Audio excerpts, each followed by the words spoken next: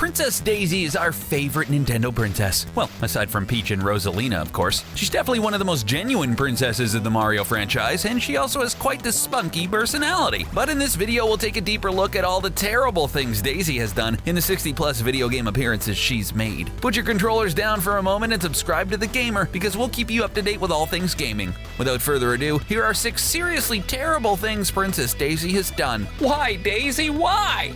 She stole Peach's spotlight.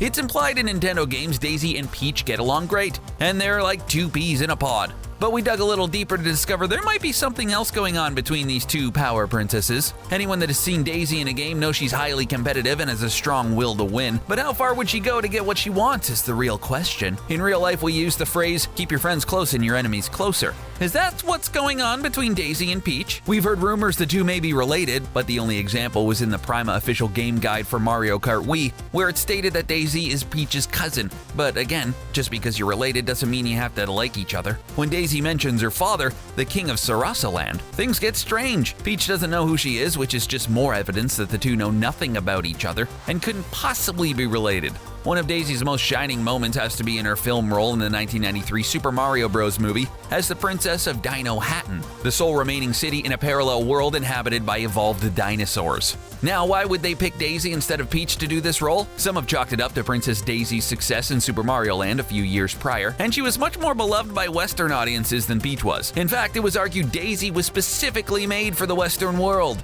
With her tomboyish charm and outspoken ways, she was easier to relate to than the prim and proper perfection that Peach exuded. It's clearly evident that Daisy and Peach are both fan favorites, but Daisy may have stolen the spotlight from Peach by becoming the star of the first and only live-action film ever about a Nintendo game franchise, even though it was absolutely terrible in every way.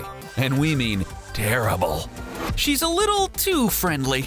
We think Princess Daisy and Luigi have the perfect relationship, but with a character like Daisy, you always have to keep an eye out. Especially when you're playing a game like Fortune Street and you realize how ruthless she can be, especially towards poor Luigi. In both Japanese and English versions of Fortune Street, Daisy is a domineering and pretty overbearing figure. Honestly, we're not sure what she brings to the game besides some pretty demeaning quotes like, "Let's speed this game up. I'm seriously getting wrinkles waiting for you all to roll the die." And, "I'm finding that shop of yours less and less enticing as this game progresses." I'm sure we're not supposed to be taking Daisy too seriously, but I think we all draw the line when she's too harsh with Luigi. Man, poor Luigi. So she's mean to Luigi, and then we see her brazenly flirt with Mario in the Super Mario manga by Kazuki Motoyama. And it's just game over for Daisy in our books. The worst part is Mario reciprocates her interest, to Peach's dismay, and she becomes this pretty seductive character throughout. This overly friendly personality is brought back in Mario Party 3, where we see her flirting with the Millennial Star to get the beauty stamp. At this point, we're all probably thinking the same thing. Why does Luigi put up with her? He's got 99 problems, and Daisy is one. Daisy is a cheater. Oh no, we didn't just say that, did we?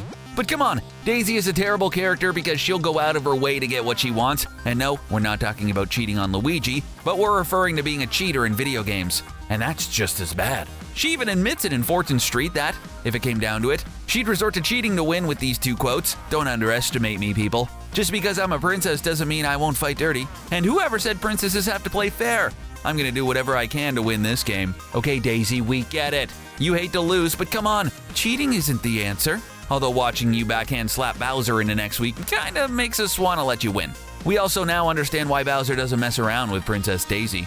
Most of us will probably vaguely remember Mario Superstar Baseball. The game came out in 2005 and got pretty good reviews, but it's over 10 years old now, which is hard to believe. This is Daisy's first baseball appearance where she gets a helpful and unique power-up.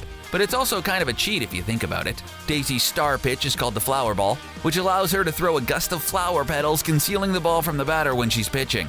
Hey, come on now, that's not fair. Then when she does the star swing, the flower ball flies at a higher distance and becomes masked by flower petals, giving her quite the unfair advantage in the game. We're not sure about you, but we prefer to have Daisy on a level playing field with us. I mean, she's already a princess, so isn't she winning enough at life already? #winning. Daisy is an evil pawn in a bigger game. We have probably visited this absurd fan theory a time or two already, but buckle up. It's just one of those things that can't be erased from our minds. So we're gonna revisit this once more. Is Peach using propaganda to control the Mushroom Kingdom? This popular theory was started by a Reddit user, and the post explains how the player only gets one perspective of the Mario game, and that's Princess Peach's. We're never given a complete picture of what the politics of the Mushroom Kingdom really are like, and perhaps Peach is manipulating Mario into thinking Bowser kidnaps her every time. And the plot thickens. But this could go further into characters, like why we only see 7 humans in a game full of different species. We aren't even entirely sure Bowser is a villain, since we only get Peach's perspective. So perhaps she's using the Mario series as a form of propaganda into manipulating the players into believing he is the bad guy. Maybe Bowser isn't kidnapping her, but she's made him believe she loves him and is going with him willingly as she manipulates Mario into rescuing her. After all, Bowser doesn't go after Daisy, who also has a royal kingdom and is beautiful, so perhaps Daisy is also involved in Peach's evil plan to continue being a dictator of the Mushroom Kingdom. Maybe Peach needs Daisy to help her manipulate Luigi into continuing to do her evil bidding. I guess this is what winning looks like to 2 dastardly princesses. Now that is a conspiracy theory. Daisy has forever friend-zoned Waluigi. Okay, let me be the first to say we don't feel bad for Waluigi here. He's a pretty bad guy, but come on, does Daisy always have to be so cruel to him? Poor guy. Waluigi has already admitted to players in the Mario Party 4 game guide that he has a crush on Daisy, and yet the two are portrayed as enemies in most of the games they appear together in. They seem to have a bad relationship, and their interactions are pretty negative. In Mario Party 5 and 6, the duo is named Awkward Date, and then in Mario Strikers Charged, they're forced to go up against each other in challenges mode. Later, they become rivals again in Mario Kart 8 when they play in the Grand Prix.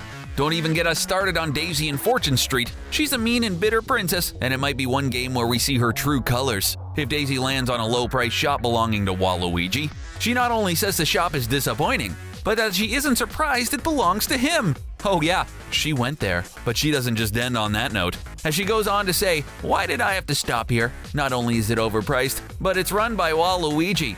Icky, icky, ooh." Hey, come on now, that's just plain old mean. Sticks and stones, Daisy, sticks and stones. Well, if Waluigi wasn't feeling bad about himself before, he probably does by the time he has any kind of interaction with Princess Daisy. Let's hope Daisy just has the mentality of a 3rd grader and she's not being mean to Waluigi because she also has a crush on him. After all, if we could ship anyone, it would be Daisy and Waluigi. We could even call the couple Daluigi or Wazy. Get it? Yeah, it's just as terrible as it sounds out loud. Sorry, everybody. She flaunts her relationship. The argument most people have against Daisy is that she's a shallow character without much depth to her. In fact, she doesn't have a single game where she's the main hero. You can buy her for $10 as a playable character in Super Mario Run, but otherwise, she's just a side character in the Mario franchise. People just hate the idea of why she was created, and many think she's just a Peach with a different hair color and dress, because Nintendo needed more female characters in the game.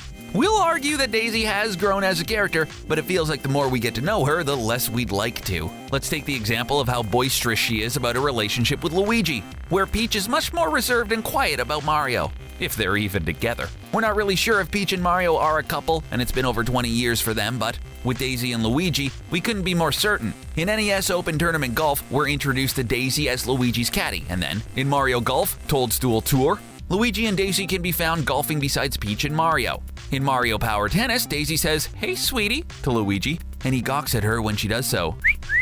To continue on the term sweetie, it probably did come as a shock to Luigi that Daisy was so outspoken about her feelings with him. In certain cultures in Japan, it would be rare for a woman to say something like this. While a man is more likely to say it, they're often much reserved about love words. It's usually reserved for your significant other in Japanese culture. You wouldn't go up to your best friend and call them sweetie unless you had other intentions. You know. The most referenced example of Luigi and Daisy's relationship is in the giant golden statue on Daisy's circuit that shows 2 holding hands while dancing. That paired along with their team names of Steady Sweeties and Tango Tanglers in the Mario Party series should be enough evidence that Daisy just isn't afraid to flaunt her relationship, even in front of Peach. Spicy. It probably doesn't make her a terrible person, but when we see PDA, do we think it's cute? No. It's usually annoying, and that's kind of what Daisy and Luigi's relationship has become. What is your opinion on Daisy? Do you think she deserves her own game? If so, tell us why you may or may not like her in the comments section below. Thanks for watching, and we hope you never lose your competitive spirit, even if you have to play against someone like Princess Daisy. Later!